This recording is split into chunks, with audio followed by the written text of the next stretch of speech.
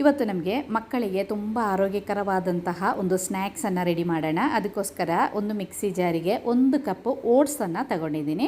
ಇದಕ್ಕೆ ಸ್ವಲ್ಪ ಏಲಕ್ಕಿಯನ್ನು ಸಹ ಸೇರಿಸಬೇಕು. ನಾನಿಲ್ಲಿ ಒಂದು 4 ಏಲಕ್ಕಿಯನ್ನು ತಗೊಂಡಿದ್ದೀನಿ. ಅದರ ಸಿಪ್ಪೆಯನ್ನು ತೆಗೆದು ಏಲಕ್ಕಿದು ಬೀಜವನ್ನು ಮಾತ್ರ ಇದಕ್ಕೆ ಹಾಕಿದ್ದೀನಿ. ಇನ್ನು ಸ್ವಲ್ಪ ಒಂದು ಚಿಟಿಕಿಯಷ್ಟೇ ಉಪ್ಪನ್ನು ಸಹ ಸೇರಿಸಿ ನೈಸಾಗಿ ಈ ಓಟ್ಸ್ ಏಲಕ್ಕಿ ಉಪ್ಪನ್ನು ಪುಡಿ ಮಾಡ್ಕೊಳ್ಳೋಣ. ಪುಡಿ ಮಾಡಿದ ಓಟ್ಸನ್ನು ಬೇರೆ ಒಂದು ಪಾತ್ರೆಗೆ ಹಾಕೊಳ್ಳೋಣ. ಪುಡಿ ಮಾಡಿದ ಓಟ್ಸನ್ನು ಸೈಡಿಗೆ ಇಡೋಣ. ಇನ್ನು ಅದೇ ಮಿಕ್ಸಿ ಜಾರಿಗೆ 2 ಮೊಟ್ಟೆಯನ್ನು ಸೇರಿಸೋಣ. ಓಟ್ಸಿಂದ ಮಾಡಿರುವಂತಹ ಪ್ಯಾನ್ ಕೇಕ್. ಈಗ ಮಕ್ಕಳಿಗೆ ಪ್ಯಾನ್ ಕೇಕ್ ಅಂದರೆ ತುಂಬ ಇಷ್ಟ. ಶಾಲೆಯಿಂದ ಮಕ್ಕಳು ಬಂದಾಗ ಬೆಳಿಗ್ಗೆ ತಿಂಡಿಗೆ ಸ್ನ್ಯಾಕ್ಸ್ ಬಾಕ್ಸಿಗೆಲ್ಲ ಹೆಲ್ತಿಯಾಗಿ ನಮಗೆ ಇದೇ ರೀತಿ ಪ್ಯಾನ್ ಕೇಕನ್ನು ಮಾಡಿಕೊಟ್ರೆ ಮಕ್ಕಳಿಗೆ ತುಂಬ ಖುಷಿಯಾಗುತ್ತೆ. ನೋಡಿ, 2 ಮೊಟ್ಟೆಯನ್ನು ಮಿಕ್ಸಿ ಜಾರಿಗೆ ಹಾಕಿದ್ದೀನಿ. ಇನ್ನು ನಮಗೆ ಸ್ವೀಟ್ ಎಷ್ಟು ಬೇಕೋ ಅಷ್ಟು ಬೆಲ್ಲವನ್ನು ಸೇರಿಸೋಣ. ನಾನಿಲ್ಲಿ 2 ಚಮಚ ಬೆಲ್ಲದ ಪುಡಿಯನ್ನು ಸೇರಿಸಿದ್ದೀನಿ. ಮೊಟ್ಟೆ ಮತ್ತು ಬೆಲ್ಲವನ್ನು ಮಿಕ್ಸಿಗೆ ಹಾಕಿ ಪೇಸ್ಟ್ ಮಾಡಿ ನಾವು ಪುಡಿ ಮಾಡಿ ಇಟ್ಟಿರುವಂತಹ ಓಟ್ಸಿಗೆ ಸೇರಿಸಬೇಕು.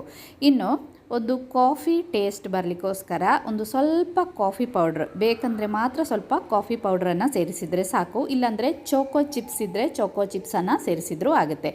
ಇದನ್ನೆಲ್ಲ ಒಳ್ಳೆ ಮಿಕ್ಸ್ ಮಾಡಬೇಕು. ಇದಕ್ಕೆ ಬೇಕು ಅಂತ ಅನಿಸಿದರೆ ಮಾತ್ರ ಸ್ವಲ್ಪ ಸ್ವಲ್ಪ ಹಾಲನ್ನು ಹಾಕಿ ಒಂದು ದೋಸೆ ಹಿಟ್ಟಿನ ಕನ್ಸಿಸ್ಟೆನ್ಸಿಗೆ ಇದನ್ನು ರೆಡಿ ಮಾಡ್ಕೋಬೇಕು. ನಾನಿವಾಗ ಸ್ವಲ್ಪ ಸ್ವಲ್ಪ ಹಾಲನ್ನು ಸೇರಿಸಿ ಈ ಒಂದು ಕನ್ಸಿಸ್ಟೆನ್ಸಿಗೆ ಇದನ್ನು ರೆಡಿ ಮಾಡಿದ್ದೀನಿ.